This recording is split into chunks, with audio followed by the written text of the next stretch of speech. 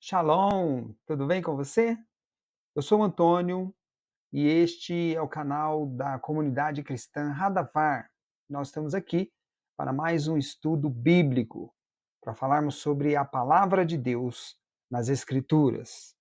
Nos estudos anteriores, nós fizemos um apanhado de cada mandamento do chamado Decálogo. Cada estudo foi sobre um mandamento específico. Hoje nós vamos falar sobre a segunda tábua. Vamos começar, pelo menos, no estudo de hoje. No próximo estudo, nós falaremos sobre a segunda tábua. Vamos falar sobre mais de um mandamento hoje. Esses mandamentos costumam ser chamados de mandamentos sociais, mas nós vamos ver os fundamentos deles. Amém? Vamos orar. Pai, nós agradecemos por esta oportunidade de ouro que o Senhor nos concede de estarmos aqui e estudarmos da Tua palavra. E rogamos as tuas bênçãos, Senhor, para que possamos receber o entendimento correto das tuas escrituras. Nós rogamos em nome de Jesus. Amém. Vamos então começar falando sobre os mandamentos da segunda tábua. Os mandamentos da segunda tábua, os 5 mandamentos, são considerados, como já falei, mandamentos sociais. Muitos se diz que eles são mandamentos civis, são regras civis. Porém, na realidade, a intenção deles, mais específica, é procurar alinhar a conduta do ser humano no seu convívio social, é claro, no seu convívio em coletividade, no seu convívio, né, na sociedade. Então, assim, alinhar o convívio do ser humano, alinhar a conduta do ser humano, preparando para entrar no reino dos céus. Uma comparação, melhor, uma comparação sobre os mandamentos e o que Paulo fala no Novo Testamento. Ele diz, está no Antigo Testamento, né, na Torá, seriam sombra das coisas futuras. Então, assim, se nós não conseguirmos nos alinhar em condutas aqui na Terra com os nossos semelhantes, como que será lá no céu, não é? Então, o princípio é esse. Deus tem a intenção de alinhar a conduta do ser humano, preparando todos nós para o reino. Amém? E por que é assim? Isso é assim porque Deus ele tem que ser o nosso guia. Deus é o único Senhor, portanto, ele tem que ser o nosso guia. Nós devemos considerar Deus como o nosso único guia em todas as nossas ações.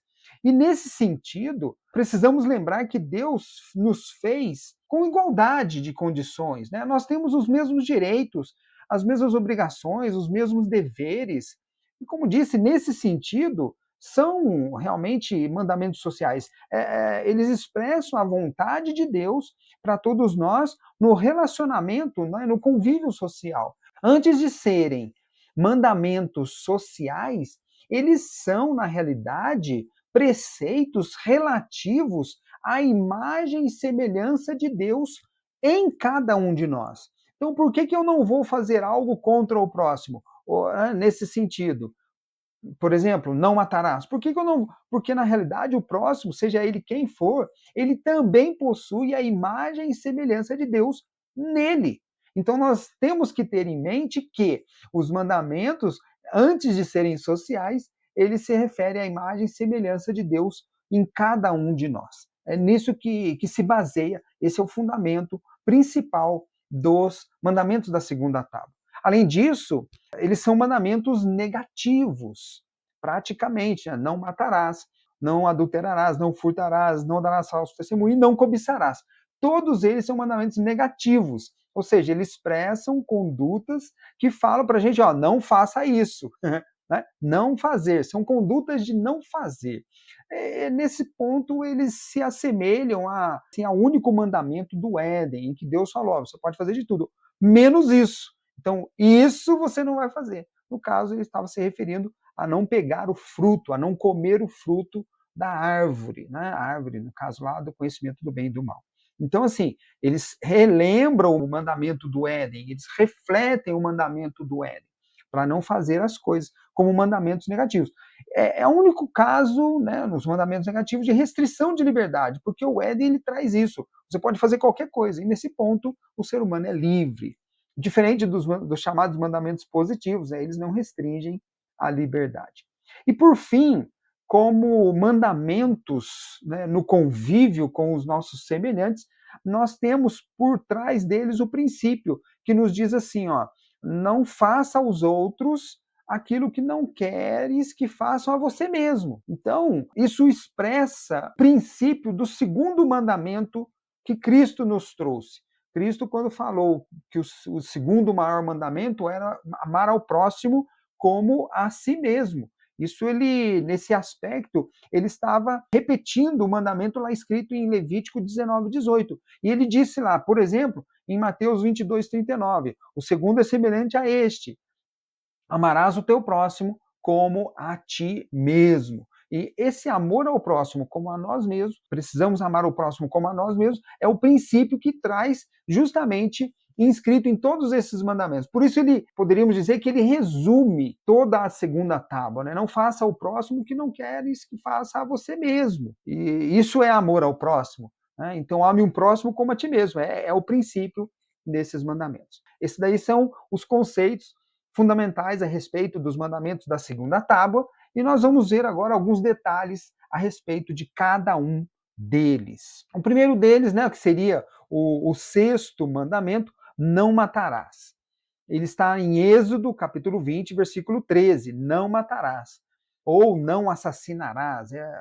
Se nós fôssemos tomar do original, né, do hebraico, seria não assassinarás. Realmente para não tirar a vida de outra pessoa. Embora nós possamos adotar ali o ponto de vista que fala, ó, não tirar a vida, tanto a vida física, biológica, quanto a vida social, vida psicológica, né, o sentido, né, não matar psicologicamente, né, e nem levar a pessoa ao suicídio. Inclui uma série de outras condutas que nós poderemos incluir aqui, sim, claro, porque queira ou não, a palavra de Deus ela é viva, ela é eficaz e ela é o mais abrangente possível. Imagine algo que não esteja inscrito na palavra de Deus, não tem como conceber algo assim. Né? Agora, é interessante perceber que o sexto mandamento ele está, de alguma forma, associado ao sexto dia, né? Porque no sexto dia o ser humano foi criado, então ele recebeu vida. Logo, o sexto mandamento é para não matar, porque o ser humano recebe a vida. Então tem essa relação aí com o número 6, que é muito interessante, o número do homem. É o número 6. O verbo, né, matar, ele expressa a maior perversidade do ato do ser humano. O ser humano que mata, ele é perverso ao extremo, porque ele tirou a vida de outra pessoa. Nesse ponto, nós lembramos, vamos dizer assim, o Novo Testamento, as revelações de Cristo para o apóstolo João, essas revelações deixam bem claro que os assassinos não entrarão no reino dos céus. Isso está lá em Apocalipse 22:15, que diz assim, ó, mas ficarão de fora os cães e os feiticeiros, os que se prostituem e os homicidas, presta atenção, os homicidas e os idólatras, e qualquer que ama e comete a mentira. Mentira, que coisa. Então, isso daí demonstra bem a importância desse mandamento, logicamente, para não matar, não tirar a vida de outra pessoa, porque o ser humano, como a imagem e semelhança de Deus, ele realmente ele recebe a vida do seu Criador, do seu Pai Celestial. Nesse sentido. E o Cristo, né? O Cristo chegou a falar sobre esse mandamento? Sim, o Cristo chegou a falar sobre esse mandamento. Na realidade, ele expressou esse mandamento de uma maneira bem literal. Lá em Mateus, capítulo 5, versículo 21, capítulo 5, nós estamos falando aqui do Sermão da Montanha. E o Cristo cita ele de forma literal. Versículo 21 ele fala: ouvistes o que foi dito aos antigos, não matarás, mas qualquer que matar será réu de juízo. Então ele deixa bem claro, não é para matar, mas se matar será réu de juízo, qualquer que seja. Não apenas o juízo aqui na terra, da lei dos homens, mas o juízo eterno, o juízo final, em que o livro da vida será aberto e ali registradas todas as obras, todas as ações da pessoa, tudo ali será colocado sob julgamento. No versículo seguinte, o 22, ele fala: Eu, porém, vos digo que qualquer que sem motivo se encolerizar contra seu irmão será réu de juízo. E qualquer que disser a seu irmão, raca, será réu do sinédrio. E qualquer que lhe disser louco, será réu do fogo do inferno. Eu estou usando aqui Almeida Corrigida Fiel. Ele fala, o que o Cristo fala aqui, ó, matar realmente é o mandamento. Ele não despreza o mandamento. Pelo contrário, no versículo 21 ele deixa bem claro que o mandamento continua valendo. Porém, ele amplia ali o entendimento correto a respeito desse mandamento. Você não pode matar. Aliás, você se encolerizar contra alguém, isso daí pode magoar a pessoa a ponto dela entrar em depressão. Isso pode acarretar a morte, pode levar a pessoa a morrer psicologicamente, a morrer socialmente. É nesse sentido. E se você chamar o seu irmão de qualquer palavra pejorativa, raca nesse sentido, ou ainda de ser louco, algumas versões eu já vi, estudos falando sobre a palavra idiota ou imbecil, você chamar o seu irmão de alguma coisa parecida com isso já é motivo para o julgamento, para ser submetido ao juízo no tribunal, nesse sentido. Não pode, o Cristo deixou bem claro ali, o mandamento não matar permanece, óbvio. Essas sentenças, vamos dizer assim, no capítulo 5 de Mateus, em que ele fala, não matarás, eu, porém, vos digo, isso aí não tem, de maneira alguma, a intenção de cancelar os mandamentos. Quando ele fala eu, porém, vos digo, ele está ampliando o sentido ou aprofundando o sentido daquilo que está sendo posto como mandamento e que ele repete lá de Êxodo ou de Deuteronômio. Porque logo antes, no versículo 17, ele fala em Mateus 5 que ele não veio abolir a lei. Então ele não pode dizer que não veio abolir a lei e logo em seguida começar a cancelar os mandamentos. Isso ele não é doido. Glória a Deus pela vida do Cristo que foi dada por nós. Amém? Então é isso. O Cristo fala, assim, de forma literal, sobre o sexto mandamento. O sétimo mandamento, não adulterarás. Isso está lá no versículo 14 de Êxodo 20. Não adulterarás. Olha só que coisa terrível isso aqui, né?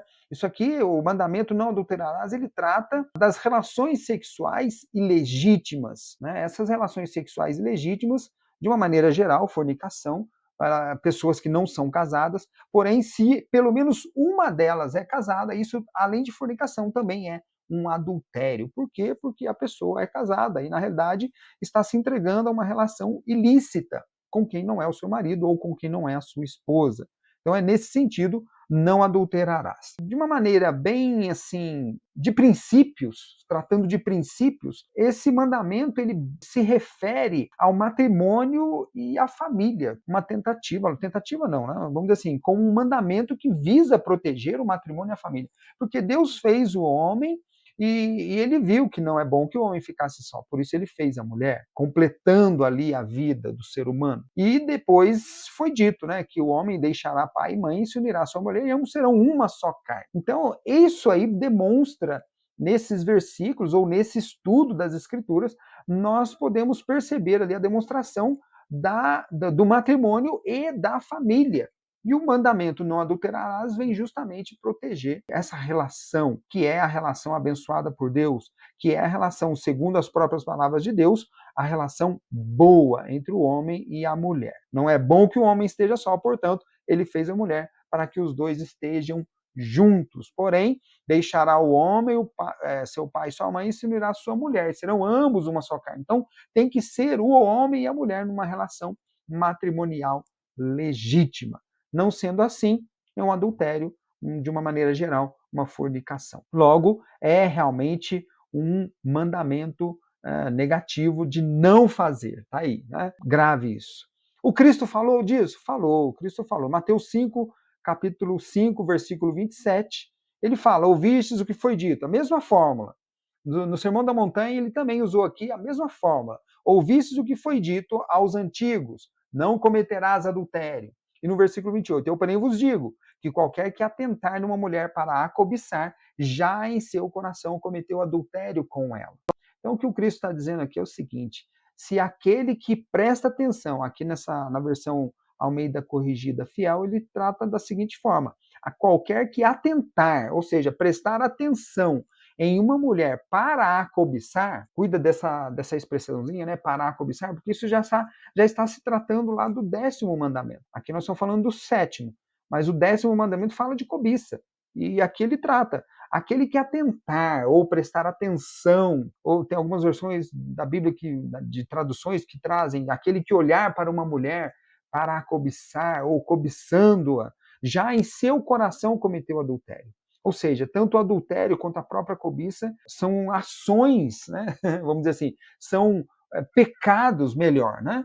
Pecados que são cometidos ainda no coração. Você não precisa fazer nada. Não há necessidade da relação ilegítima ocorrer para que aquele olhar, vamos dizer assim, aquele desejo seja em si já um adultério. Então é essa aí é a palavra do Cristo tratando do 7º mandamento, não adulterarás. 8º mandamento, não furtarás. Esse oitavo mandamento está em Êxodo capítulo 20, versículo 15. Nós vamos falar hoje somente sobre esses mandamentos, só até o versículo 15, no estudo de hoje. Nós vamos deixar o 9º e o 10º mandamentos para o estudo da próxima semana, para o próximo estudo. Então tá lá, em Êxodo 20, versículo 15, não furtarás. Esse versículo deixa bem claro a tolerância de Deus quanto à propriedade privada no nosso convívio aqui na Terra, no convívio com os nossos semelhantes. Cada um pode ter o que é seu, né? Não tem esse negócio de sistema, de Estado, tal, não tem nada disso. Cada um pode ter o que é seu, ou seja, ele permite a propriedade privada. E lógico, se cada um pode ter o que é seu, cumprindo os mandamentos de Deus em sua própria vida, nesse sentido, a própria obediência exclui a necessidade de ficar pegando aquilo que não é seu. Porque se você obedece aos mandamentos de Deus, com certeza, esse é o sistema de Deuteronômio capítulo 28. Se você tem na sua vida obediência aos mandamentos do Senhor, você não vai precisar ficar pegando o que não é seu. Ou seja, não vai precisar furtar. Ninguém vai precisar fazer isso. Por quê? Porque as bênçãos do Senhor já estão na vida dele. É nesse sentido. É esse o sentido ou o princípio por trás do mandamento não furtarás. Quem obedece aos mandamentos do Senhor já tem a sua abastança, tem o mínimo necessário. Lógico, né, existem casos especiais que nós podemos trabalhar aí, porque né, Cristo falou que no mundo sempre nós teremos a pobreza, mas isso é uma questão para trabalho sobre outro assunto. Aqui estamos falando sobre o mandamento de não furtar, logo, aquele que tem. E mesmo da cobiça, né? Não furtar por uma questão de cobiça, qualquer que seja o motivo. Por quê? Porque a obediência já nos traz a abastança. Isso vamos dizer assim, um ensinamento que vem a partir da parábola do filho pródigo. A parábola do filho pródigo, ela traz um versículo que é muito interessante, porque depois que o filho pródigo retorna, o pai fica tão alegre, feliz e contente, que ele manda matar lá o gado para fazer um banquete para comemorar o retorno do filho que estava perdido. Porém, o filho mais velho ele ficou meio enciumado, ele não gostou muito dessa história, não. E ele fala, poxa, mas eu estou aqui o tempo todo contigo, você nunca fez nada? E a resposta do pai é exatamente isso. Em Lucas 15:31, está escrito assim, ó, essa parábola foi dita pelo Cristo, então é o Cristo que está falando aqui. Em Lucas 15:31. E ele lhe disse, filho, tu sempre estás comigo, e todas as minhas coisas são tuas. Por que então? Por quê? Qual é o fundamento disso? Aquele que está obediente, que é obediente aos mandamentos do Senhor, está com Deus. Obviamente ele tem a abastança porque todas as coisas de Deus são dele também. Amém? Então é isso. Esse aqui é o princípio que nos diz que não precisa, né? Nós não devemos realmente furtar. O Cristo falou sobre isso daí de uma forma específica, ou literal, ou clara? Sim, o Cristo falou. Tomando de referência o mesmo evangelho, Lucas, né, 18:20, ele está escrito assim, ó, sabes os mandamentos, não adulterarás, não matarás, não furtarás, não dirás falso testemunho, não honra a teu pai e a tua mãe. Ele está justamente respondendo para um jovem que perguntou para ele como obter a vida eterna. Nós já falamos sobre isso aqui, nós já citamos esse versículo em outras ocasiões, Lucas 18:20, e ele diz, não adulterarás. Aliás, ele cita os 3 mandamentos, embora não nessa ordem, mas ele cita os 3 mandamentos do nosso estudo de hoje. Não adulterarás, não matarás, não furtarás. Ele cita também não dirás falso testemunho, que é o 9º mandamento, nós vamos ver no próximo estudo, e honra teu pai e tua mãe, que é o 5º mandamento, o último mandamento da primeira tábua, nós vimos no estudo anterior. Amém? Esses são os mandamentos que nós falamos hoje, falamos da segunda tábua, que na realidade, como eu disse, refletem ali mandamentos ditos civis, sociais, e que podem ser, por mais que tenham essa natureza, né, no convívio com os nossos semelhantes, o convívio em coletividade, na realidade eles são mandamentos que se referem, né, à imagem e semelhança de Deus em cada um de nós. Amém? É isso. Esse é o nosso estudo de hoje. Uma ótima semana para você. Fica com Deus. Shalom.